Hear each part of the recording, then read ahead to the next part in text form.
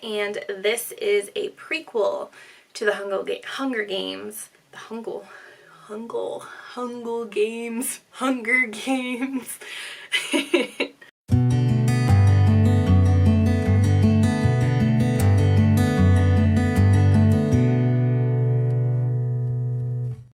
Hey guys, welcome to episode 47 of the Knit Now Swatch Later podcast. My name is Courtney. Today is Wednesday, November 4th, 2021, and I'm coming to you from Pennsylvania, where I live with my husband and our 2 dogs and 2 cats. This is mainly a knitting podcast where I talk about all of my finished objects, works in progress, and dream knitting. So if you're interested in any of that, just keep watching. You can find me on Ravelry as Pup and on Instagram as Knit Now Swatch Later. You can also find my Etsy shop at whiterosefibercompany.com and a Ravelry group for this podcast in the links down below, along with everything else that I talk about in the episode. So it's been about 2 months since the last time I recorded. Things have just been crazy around here and bad news left and right, so we haven't really gotten a break. So I just took a break from podcasting to kind of take care of myself, take care of my family, but hopefully I am back now, and I do have one finished object to show you guys. These are the Songbirds late socks that I have been working on. This is just a vanilla pattern, and this White Rabbit Progress Keeper is marking where I was the last time I showed these on the podcast. So all of the details for that are on my Ravelry page, which is linked down below. And yeah, I finished those quite a while ago. That's the only finished object that I have. So moving into works in progress, I have in my Nightmare Before Christmas drawstring bag from the Stitching Plaza. Just a plain vanilla sock that I'm almost done with the leg on. I put this Progress Keeper on there this morning, but this whole sock is new since the last episode of the podcast. So there's that. I'm knitting this on the Addy Flexi Flips in USA's 2.25 millimeters, and the yarn is Perfect Pear in the colorway Promised Land. So here's the label. I think this is the Michaels brand, Loops and Threads. And that's pretty much it on those. And then I also have in this big project bag from Lindy Lou's vintage, what's it called? Vintage Lindy Lou. That's what it's called. In here I have my shawlography, which is the Stephen West Mystery Knit Along for 2021. So if you are not past clue 2 and you don't want to see, you'll probably want to look away.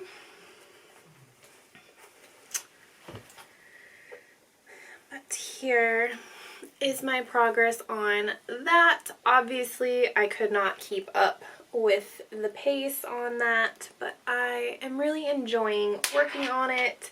This is my first ever knit along Stephen West project and my first ever mystery knit along, so I have been really enjoying it. I didn't put in the baubles that are called for in the pattern. I don't like the way that baubles look, and I don't like knitting baubles, so I just skipped those. So I'm on the part after that, almost done with clue 2, so hopefully that will be done soon. If you looked away, you can look back. I have put it back in my project bag.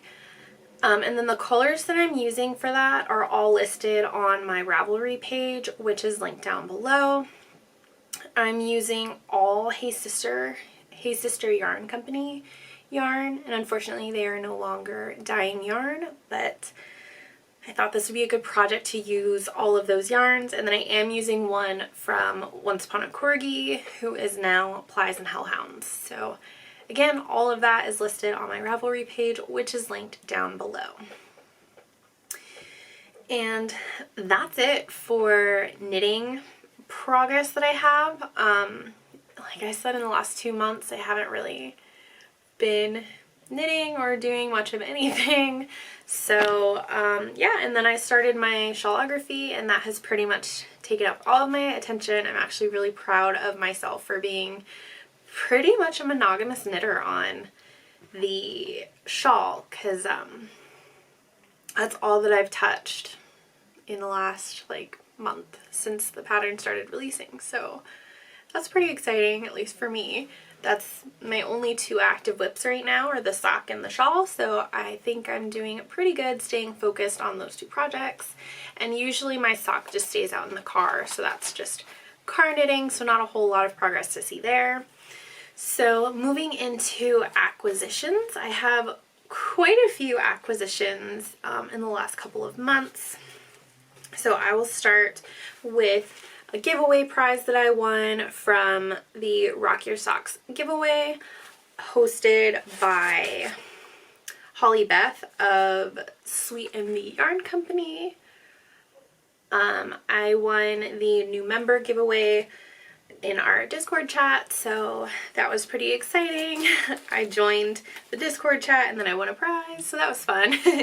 But in here I have these 2 beautiful colors of yarn that were dyed by Holly Beth from Sweet Envy Yarn Company.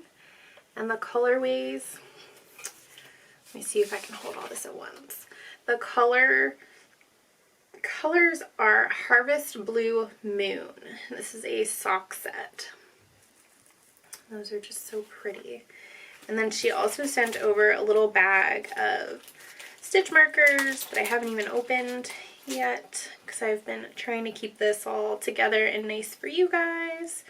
So we've got a little pretty leaf progress keeper, a star, and then I've never seen a stitch marker like this before, so I think it's really cool. It's like a triangle with a little blue bead on it, so that's kind of cool. And then I have one more, like a twisted metal stitch marker. And then the rest are light bulb stitch markers. So those are pretty exciting package to get in the mail. That has just kind of been sitting here for a while. I have these piles of stuff on my desk that I've been waiting to show you guys. So now I can finally either put this away or cast on a pair of socks. And then next up, we went to Fall Fest down at the Peak, where I live, and there was this really neat vendor tent where he does all of this like wood crafting on his Glowforge. So I picked up one of the journals because it had knitting on it, and I just thought that this was a really neat little book, and it has a couple of journals bound together, and it's just really pretty, like hard wood. And then in the same booth I got this starter kit. Here's what it looks like in the package. It just says Let's Knit, a starting toolkit for knitters, and for $10 I got a bunch of cool stuff. So it came with this wooden gauge roller, and it also has the different gauge holes to measure your needle size if the size rubs off or something like that. And then it also has this wood like key ring for the Kitchener stitch. And then this was the selling point for me. Instructions for how to turn a heel on different size socks, because I know that when I'm knitting socks, the only part that I have to look up is how to turn my heel. So now if I just clip that on my knitting bag, I can go completely off pattern. I don't have to look anything up, and that is going to be awesome for me, because that's the part that always kind of trips me up, because then I have to go find a pattern, and if I'm like out and about and don't have like internet or something, it kind of hits the brakes on my sock progress. It also came with these yarn ball buttons. These are wooden buttons. And then these little sets of stitch markers. These ones have numbers on them for tracking rows. And then this one has letters on it, which I believe are for tracking pattern repeats. So I thought that was a neat little kit that I got at this vendor tent at the fall festival. And then I went to my local yarn shop, which is Habitat's Wheel, and I picked up this mini from Dizzy-Wig Fibers. It is called Pussycat. It is superwash merino, 75% superwash merino, 25% nylon. And then this one is from Emma's Yarn, and it's called Road Less Traveled. And I just thought the colors in these were so pretty. She has these like by the door and like by the checkout, so you see them when you're leaving. I just had to grab a couple. And then I also got this Dream in Color pattern kit. So it comes in this bag, and on one side it says Floral Perspective, and on the other it is Diamond Mindset. And those are the two patterns that are included in this kit. And it is the Knitting is My Love Language hat and mitten set by Dream in Color yarn. And then inside there is this beautiful blue yarn. Let's see, so this is their classy worsted weight. The color is Rain on Me, and it is 100% superwash merino. And this is Black Pearl, which is the same base. And this one doesn't have a little tag on it, but it is so pretty. I love this color of like burnt orange. It is so like perfect for fall. And then it also came with this little wooden pom-pom maker, which I thought was really cool. I guess I've been really into like wooden knitting accessories lately, because those have been super exciting to me recently. So that's it. No, I have one more acquisition, and this is just from Michael's. I had to pick up a couple of things for a custom order through the shop, and while I was there I saw this felt hoop kit. Now I have no idea what that means or what this entails, but I saw that it was a pig, and not only was it a pig, it was a super cute pig. So I had to have it. If you guys have been watching the podcast for a while, you know that I have a slight obsession with pigs. So this had to come home with me. It was only like $6, so I was like, even if I never do it, the picture is really cute, so I can maybe I'll just stick this on my wall, I don't know. But hopefully I will work on that soon. And yeah, so that's everything that I have to show you guys. So if you are only here for the knitting content, thank you so much for watching. If you are interested in hearing about what I've been reading and a little bit of chatter about life in the shop, then let's keep on going. So books. I have read or finished several books since the last time that I recorded.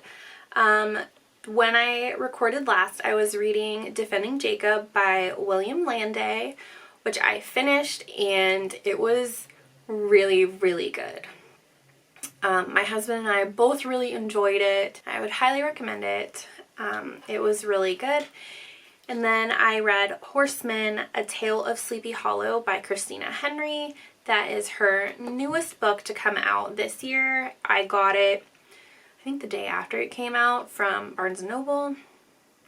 And I also really enjoyed that. I love Christina Henry's Twisted Fairy Tales, which is basically what this was. And it was just a really different take on the Headless Horseman and Sleepy Hollow.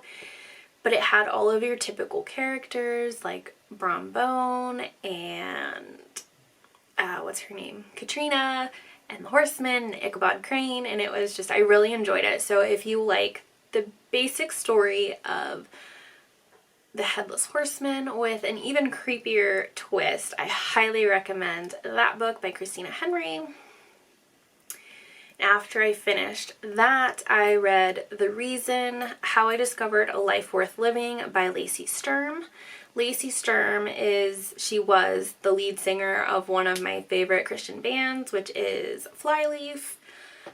She went solo, so she is no longer with Flyleaf, but I still really enjoy her music, and I read her book, which of course was nonfiction, which is a little bit outside of my comfort zone for reading. I usually stick to fiction or like fantasy fiction, things like that. So that book was really deep. It had a lot of stories from her childhood and just basically talked about how she became the person that she is today. And I just thought that that was really interesting. So if you enjoy books like that, or you're just a big fan of Lacey Sturm like I am, I would also recommend it.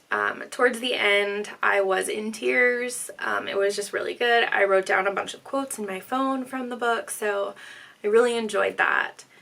And then finally, I started reading The Ballad of Songbirds and Snakes by Suzanne Collins. She is the author of The Hunger Games. It's a prequel to The Hunger Games, which I did not know when I started reading it. I didn't read the description of it or anything. I just knew that it had something to do with the Hunger Games, so I wanted to read it. So I thought it was a sequel, and then while I was reading it, I got super confused because they were talking about elements that were already a part of the Hunger Games books being new, and like how those ideas came to be. So I did look at the cover of the book after that, and I was like, oh, it's Hunger Games number 0. It's a prequel. Okay. And then I went back to reading and was like, totally fine. I was just really confused at first. But I am really enjoying that. I'm about 100-something pages in. Haven't had a whole lot of time for reading recently, but I'm hoping to get back into it really soon because it is really good and I am enjoying it. What else? As far as like chatter and life stuff goes, I just want to say thank you so much to everybody who reached out to me after my last video where I announced the giveaway winner and some tough news that my family had just received. And I know I didn't go into a lot of detail, but I really appreciate everyone who reached out to message and make sure that I was okay and that you guys were praying for us. I just really appreciate all of you so much, and I'm so glad to be back, and I hope you guys have stuck around this long and that you came back to hang out with me and your knitting. So I think that's everything. Keep an eye out on the shop. I do have some, I don't know if you can see back there, but I do have some Christmas bags that I have been working on that I'm really hoping to get out soon. So keep an eye on the shop for those to drop. And as always, you can use the code KNITNOWSWATCHLATER for 15% off of your purchase. And I think that is pretty much everything. It's a little bit of a longer episode this time, so hopefully you guys have stuck around to the end. But thank you so much for watching. If you enjoyed this episode, please make sure to like this video and subscribe to my YouTube channel. I typically share a new podcast every 2 weeks, so until next time, happy knitting. Bye!